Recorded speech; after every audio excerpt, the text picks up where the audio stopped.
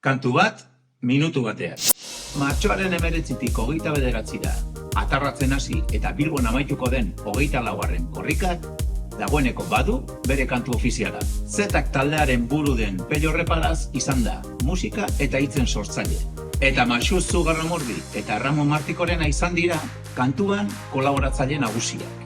Hemen duzue neu sortutako bertsioaren zatitxo bat. Eta YouTubeko kanalean bertsio osoa.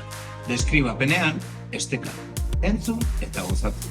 Maitasun eskutiz baten bide luzean, Siberutikan mendebaldera. Junkeraren fandango berri bat bezala, bidaia berri baten bila. Korrika, arranoaren negaldian lumani berriaz.